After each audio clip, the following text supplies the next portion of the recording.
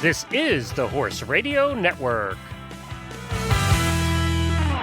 This is episode 745 of Horse Tip Daily.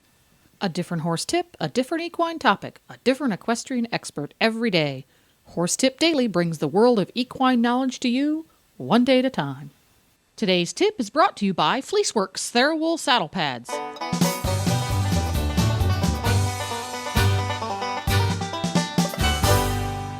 Hi, Coach Jen here, and thanks for tuning in to Horse Tip Daily.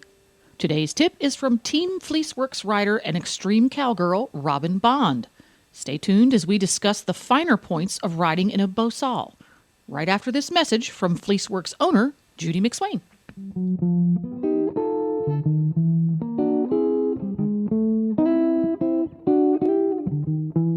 Judy, I've been hearing a lot of good reports about this new Therawool product line that you introduced earlier this year.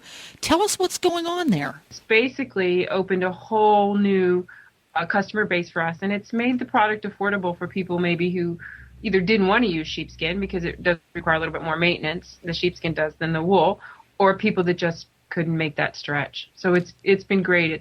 It's really, really durable, as the tagline says. Is great for daily use, beautiful enough for show. And I think that really explains it all in a nutshell, because it is a lovely pad to look at and feel, but yet it's still an affordable pad that you can literally go to the Olympics in this saddle pad.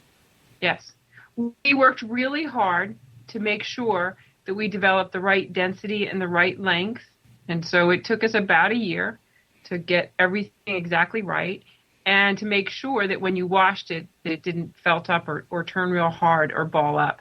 And it's a proprietary blend of product, the way we've done this to make it work. Quality saddle pads from Fleeceworks. So, folks, when you go to your local tack store, ask for Fleeceworks Therawool pads by name. And if your local tack store doesn't have them, tell them that they need to speak with Judy at Fleeceworks. Just go to fleeceworks.com and you'll find all of our contact information there.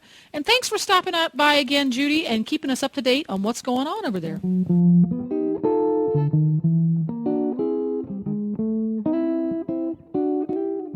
I ride with a Bosal with a hackamore a lot. You can't mess up that nose because it messes up your signal. So when I'm using a bit, everybody gets drilled into their little head that they need to be careful because they don't want to damage the horse's mouth, cause training issues because his mouth is very sensitive. So his head and his nose are just as sensitive as his mouth. Am I right? Yes. So give me a couple of examples of things that you commonly see people doing or not doing when they're riding with a non-bit headgear on their horse that, Yeah, frequently people will tug their horses around to the side, and there's a certain amount of that you're going to need to do when you're starting, but you have to remember that every time you bump on that horse's nose, that's one more time that you're making it tougher. So it's best, if you're riding without a bit, to do groundwork and bend the horse's nose left and right off of a very soft pull so that the horse follows the rope around instead of you literally pulling their head around. So you don't want to be wrenching their head across and literally pulling their head as if you were physically moving their head. They learn the cue just like they would if they were riding. It's very like a leg cue. This is very interesting. That's a good analogy, because a leg aid, for obvious reasons, we try to make them light. You exhaust yourself otherwise. Yes. But we have a tendency to use our arms and our hands more aggressively because, generally speaking, we're stronger in our upper bodies as human beings. People like to use their hands. We are manual. Yeah, that's true. Yeah, we've got that opposing thumb. We're using it, doggone it. That's right. So under what circumstances, let's say you were going to work with a new student, and that new student had the desire to ride their new horse in some type of bitless device, whether it be a Bosal or a rope halter or something to that effect versus a mechanical hackamore, which is an entirely different animal altogether. Are there circumstances under which certain riders with certain skill sets or lack thereof should not be using this type of equipment? Or is it more a case of regardless of your skill set, you can adjust to using it? I believe that if you pay enough attention to the messages that your horse gives you, that just about anybody can learn how to work with this equipment. But it takes a very attentive person, a person who notices if I pick up my right rope rein, does that horse follow the weight of the rein, or am I having to really get after him to get it done? If you're really having to get after it to get it done, then maybe a bridle is going to be more effective for you because the feel through it is more constant. Mm-hmm. When you pick up a bridle rein, you use your hands by drawing your hands up, down, left, right, forward, and back, and the horse follows that feel. With the Bosal or your rope halter, when you pick up that bridle rein, you have to put a vibration in it to make the horse think, what do I need to do to make the vibration go away? And he's going to try a number of things, and eventually he's going to turn his head towards the hand that's vibrating. And at that point, you release. It takes a lot of patience, and it takes a lot of time. Very interesting. So it's a slightly different skill set, and it's a slightly different physical activity that your hand and arm puts into the rein to get your response versus a bit. Yes, it is. With the bit, you can draw the horse's nose around and essentially hold passively and wait for the horse to release your hand. At that point, you will release back. And after a while, the horse will learn to look for the release. With your rope halter or with your Bosal, if you draw your hand back and hold and wait for the horse to release you, he's not uncomfortable enough, and he could lean back into your hand, and it could take quite some time and lead to a deadening of the nose, so that it doesn't end up working correctly. So you want to put a vibration in that rein or in that rope that's attached to your rope halter as you draw that hand back. So it's a lot more technical piece of equipment.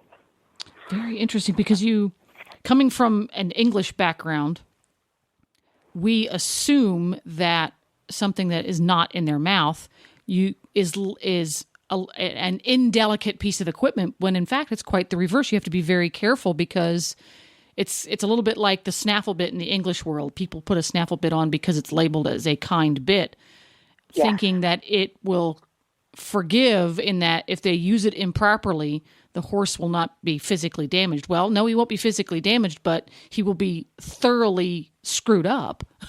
Yeah, he'll become dull to it for sure. Yeah, and that is a very good analogy for your Bosal. Just because it's not in their mouth doesn't mean that you don't have to use finesse to make it work. It takes a really good deal of finesse in order to make your bitless bridle work correctly, so that there isn't any pulling, and so that the horse is responsive. And you have to keep in the back of your mind that with the bitless, with the Bosal or with your rope halter, at the end of the day, what you have with your horse is a bluff.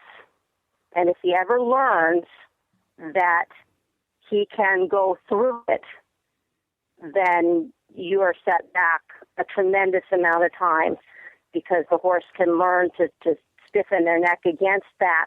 So you don't want to get to the point where you have to use force to use your bitless equipment. You want to be able to have that be a signal.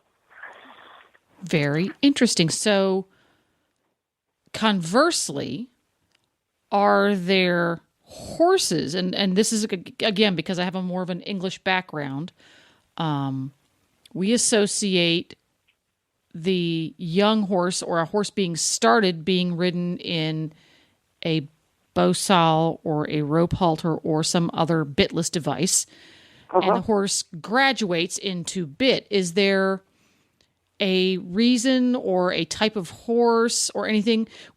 Under what circumstances would you say, oh, no, don't even bother putting a bitless anything on that animal? There are some horses that just by nature are not as responsive to it. I have one here right now that I was dying to have him working in a Bosal because his face is so beautiful and the equipment is just, it's just gorgeous and it hangs on his face just wonderfully. And I started working him on it and I'm not saying that eventually he wouldn't get to the point where it did work, but because I'm training horses for clients, they don't always have time to wait 6 months for the Bosal to start. So I switched him back to a snaffle bit, and he's going very, very, very well in the snaffle bit, and I just don't see any reason to aggravate anybody by attempting to make a horse that doesn't want to be responsive in it. You don't make a piano player a football player. There you go. You got to listen to the horse too. Yeah. You have to figure out what it is that they respond to well and use that. Very interesting. So is it easier to teach a horse to respond with a Bosal before they're bitted? Is it harder to take a horse that's been bitted and ridden and put him into a Bosal, or is it more of an individual case or not? It doesn't matter whether the horse has had a bit in his mouth before or not. The nose works, differently on each horse. Each horse is individual, and I have many horses that come to me that have been ridden in a bridle for 10 years. And I'll put my Bosal on them because I want to give them an opportunity to work off of something other than bit pressure, give their mouth a break. And some of those horses, it's just like starting a young one with a completely new mindset, and they're very receptive and responsive, and others are not so much. So it's extremely individual for the horse and taking in mind the skill set of the rider. Well, that's very, very interesting. I learned all sorts of really cool stuff about how a Bosal works. First amongst those being how to pronounce it properly. And, and thank you very much, Robin, for telling me all about that. Well, there you go. You can find more tips on improving your riding skills and your horse's performance, whatever your discipline. Just go to horsetipdaily.com and look for the topics drop-down menu on the left. You can also find out what Robin Bond is up to by going to robinbondequine.com. And don't forget to support our sponsors here on Horse Tip Daily because they make these podcasts possible. Today's sponsor has been Fleeceworks. Ask for Fleeceworks Therawool pads at your local tack supplier, or you can visit them online at fleeceworks.com. Please stop by the Horse Tip Daily Facebook page and let us know what you think of the tips you hear on the show. It's also a great place to tell us about topics you'd like to hear us cover on the show. You can subscribe to all the great shows on the Horse Radio Network through iTunes or Zune and get your horse podcasts automatically downloaded to your iPod, Zune, or MP3 player. You can also listen to the shows right on Facebook. The player's right there every day. I'll be back again tomorrow with another new expert and a different horse tip. Until then, go ride your horse! The Horse Radio Network and the Horse Radio Network hosts are not responsible for statements of guests or their opinions. Use your own judgment when listening to the tips provided by the experts on Horse Tip Daily.